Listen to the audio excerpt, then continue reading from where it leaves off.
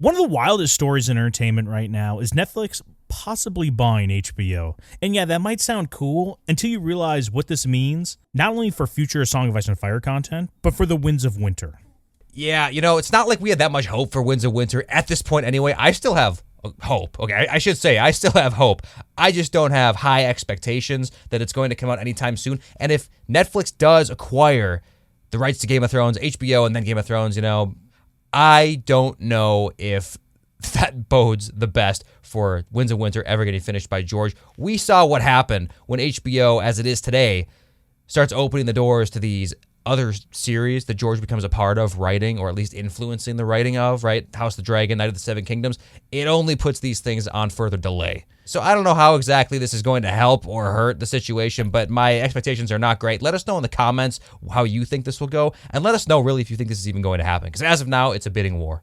Yeah, listen, me and you are Winds of Winter truthers. We're Winds truthers. True that. We're trusting the plan. George R. R. Martin, it's coming out this year, guys. Yep. I know there's only weeks left of 2025, but it's coming out. Now, Gator, when you heard this news, what was your immediate reaction to this? That Netflix possibly is going to be buying HBO. Now, there's a huge, HBO, Warner Brothers, all these different properties they might own and how they affect it, but I really just want to focus narrowly on the Song of Ice and Fire content. What was your gut reaction of possibly how this would affect not only House of the Dragon, but A Night of the Seven Kingdoms and possible other future installments to the HBO universe, like Aegon's Conquest and anything else? Oh, dude, Euphoria crossover? How cool would that be? No, I think, dude, I was actually kind of optimistic. Targaryen. Yeah, right. I was so optimistic, actually, when I first heard this, for some reason. I don't know why. It's kind of masochistic. But I was thinking to myself, my first thought was maybe this is just an opportunity for us to get pounded with an undetermined amount of new content. I wasn't really thinking about George's potential involvement yet, but I was thinking about Netflix's greedy little goblin hands, you know what I mean? Like just twiddling their fingers together, being like, how can I possibly make more content to give to these people and then charge them an astronomical amount per month? Because I think that is what would happen. Netflix's monthly fee would increase as well, which could be worth it if you have some good content. If you're actually spanking me in the right way, instead of the wrong way, which is what Netflix has been doing lately. I haven't had a Netflix subscription in years because it's just not great content coming out of Netflix, unlike HBO. But if they had that, my first thought was, what if we just start getting a bunch of content saturation? I used to think that was a bad thing. Now I'm not so sure, man. I'll go into it in a little bit why I think that, but that was my first thought. It was kind of optimistic. Like, what if we got like an animated version of Game of Thrones or something like that, I just feel like it's more feasible from Netflix versus HBO as it stands today. But that's just kind of a gut thing.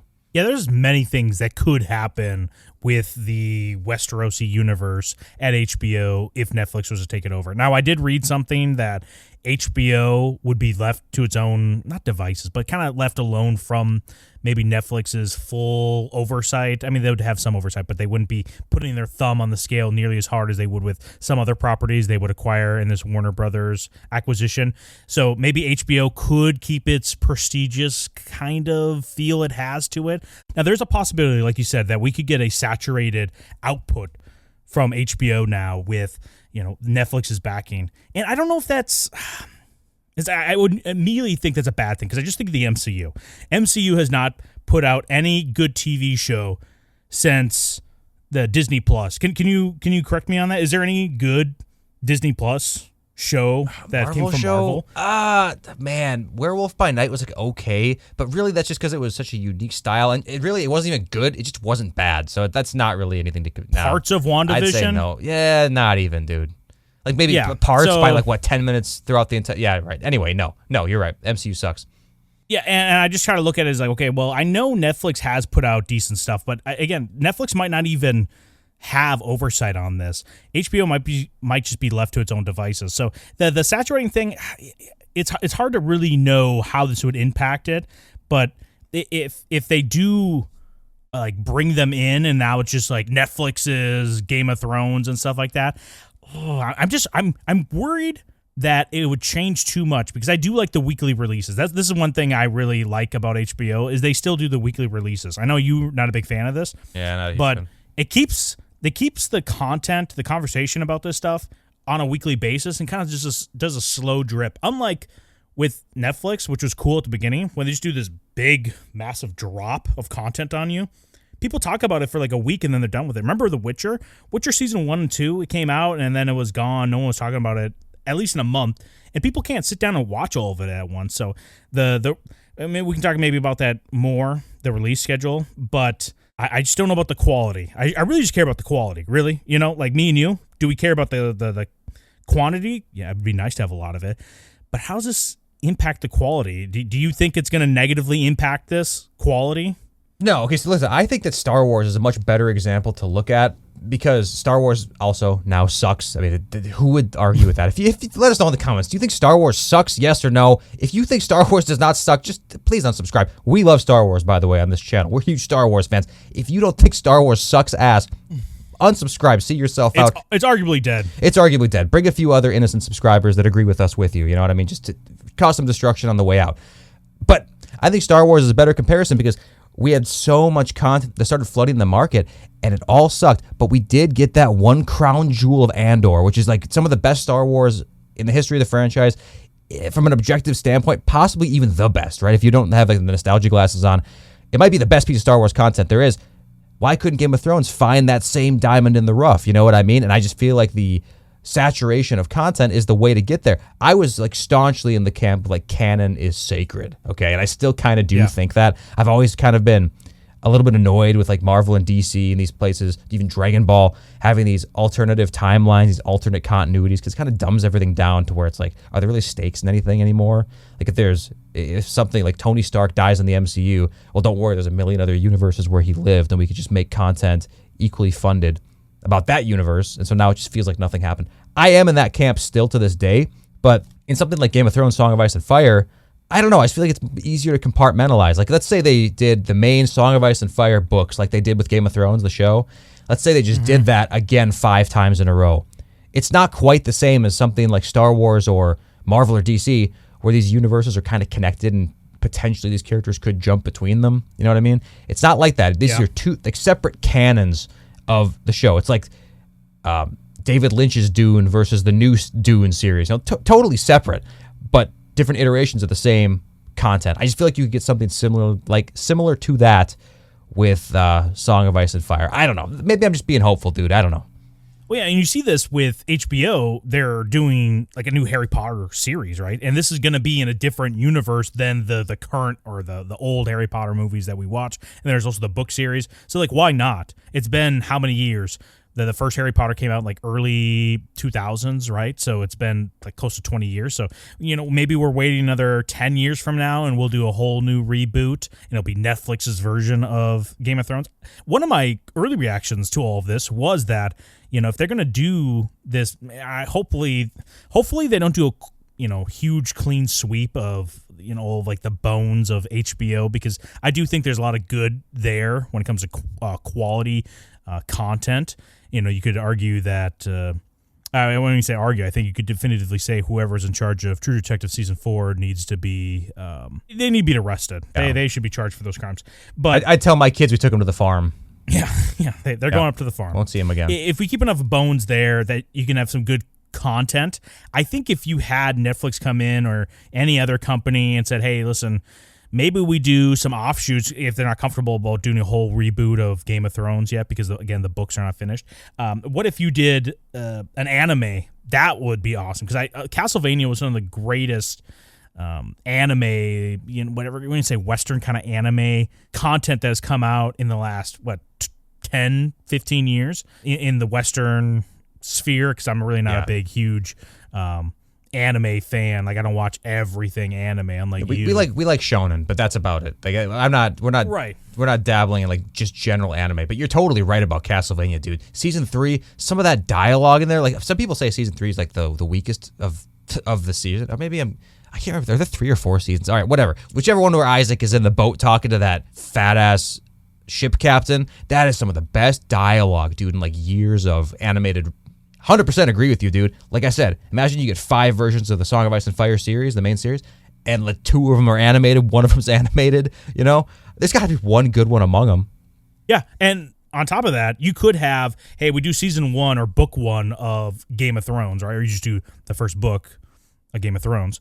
And then in there, season 2 isn't a Clash of Kings, but instead is a flashback to all these other offshoots or the spin-offs that George wants to do. Now, this is like in my head right now. I'm sitting here, I'm like, do we get a canonically accurate looking Iron Throne? We could actually get these epic scenes. Winterfell can be as big and awesome and epic as it's supposed to be.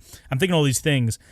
And I can only imagine if I'm slipping in my seat right now, how much George is slipping in his seat, which means he's slipping out of the seat, away from his typewriter, and into the Netflix / HBO studios. He's not going to be writing Winds of Winter. This might kill Winds of Winter, or I think there's a small percentage chance it streamlines a bullet point format of how he actually wants to end it, and maybe he can structure it, and have like the actual young Griff, Lady Stoneheart early on in the series and keep it there. So maybe it ends closer to his actual ideal ending.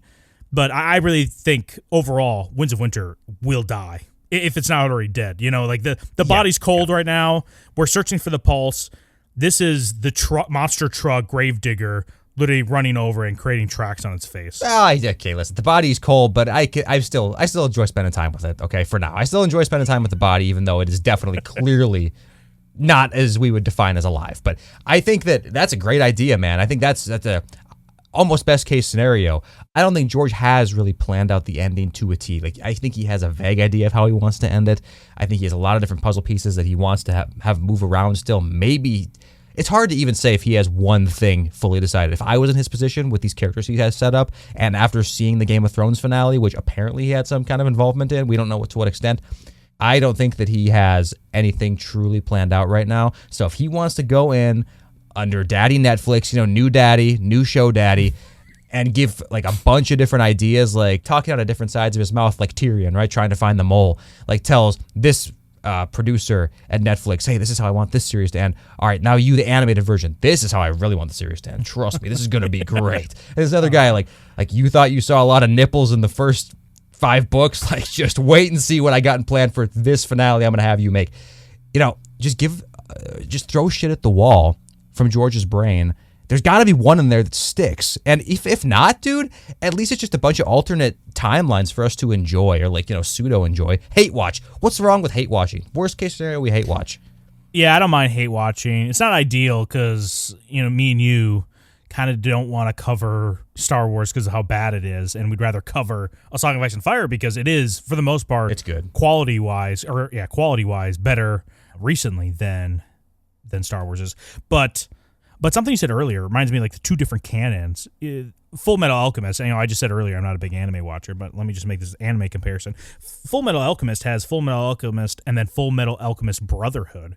And that doesn't bother me at all. One is basically the same situation what happened in Game of Thrones. The anime took off in its own direction because the manga never got finished, or was not finishing at the same rate the anime was going. And then the manga finished, and then they could redo the anime to be more in line with the actual ending. That's basically what you could do here. Even if it has to be anime, well, I don't mind that at all. Do people hate that? Let us know down in the comments if you haven't already. Are you put off by anime? Like if they actually did a Castlevania-style version of A Song of Ice and Fire? Or would you rather it all be live action? Because there's limitations to the live action, like George has said, and George is okay with that because he understands you can't have a realistic-looking Iron Throne on these sets because it's just not realistic with the budget and for the actors, for all the shots they're trying to do here. So I would love it to be accurate to the books. But Gator, there's a concern online right now that if Netflix does buy Warner Brothers and then has HBO, that they'll do the Netflix effect. The meme where here's a real life adaptation or the real life version of this character. Mm-hmm. Here's a Netflix version of it. Are you worried about this possible, I'm going to say, cultural issues and other agendas seeping into the world of Westeros if Netflix acquires HBO? Yeah, I don't need fire detectors beeping every 2 seconds when we're at a scene in Winterfell. You know what I'm saying?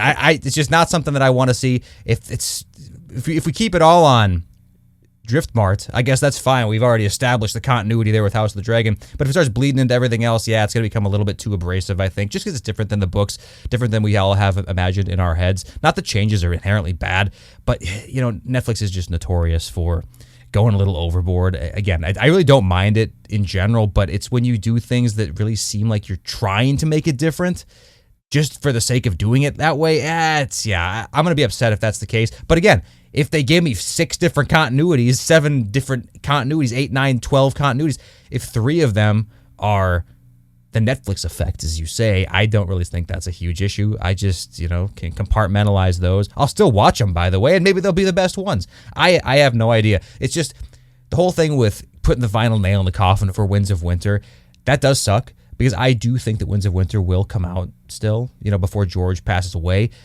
but I don't think that Dream of Spring ever will. So it's like that's a pipe dream. My hope has always been, I hope Winds of Winter comes out, gives us something that totally diverges from the series we know, like the TV show, and then that gives like the community that much more to like speculate and work with. Like, oh, dude, we know it's gonna be different now. What's gonna happen? And then George will eventually die because he's an old man, and then we just won't get the conclusion. That's almost the best case scenario, I think, just to leave it on an open end, and we know it's not what it could have been with the show. But I'm not that torn up about Winds of Winter not becoming a thing if we get more content in its place. Yeah, there's other parts of Westeros, especially in its history, that I'm more interested in, because as of right now, we don't know a lot about Winterfell, the North, and all of the political and potential wars, or not, potential wars, because he hasn't written it, but they've already happened in the past right now in Westeros. But for him to dive in there and actually give us these cool, basically like a Fire and Blood for either the North or the Stormlands, the Reach, it'd be awesome to get more details about these events than what he's given us thus far. But the question I was asking earlier about the cultural issues, I think it's stupid for people to worry about that, because it's not like HBO hasn't been getting quote unquote, what we want to say, political or inside this kind of cultural influence on them. But I wouldn't even put it that way. I put it as the normie version. They're norming the normie effect on content, because they changed the hair color of Rhaenys, they changed the skin color of the Velaryons. They added the Rhaenyra Alicent relationship. There's just so many things that they're doing, like simplifying the characters, making sure the Team Green is 100% the bad guys versus having this actual, you know, gray versus gray situation. So the normie effect of HBO and their content is already there. So I don't know how much Netflix can make it. Well, I guess they could make it extremely worse, but yeah, it's possible. People that are worried about it, it's already there. I just don't know how much of an effect it's actually going to have overall on it. I'm not that worried because I'm already seeing it right now. Yeah. We are crossing our fingers for some good content to come out of wherever this bidding war ends, and we are crossing our balls for a final true adaptation of Big Black Bruce Bolton with his BBW Queen at the Dreadfort, just flaying it up. Hey, thanks for watching this video. Be sure to subscribe if you want to see more content like this, and smash that like button. Or not. We don't care.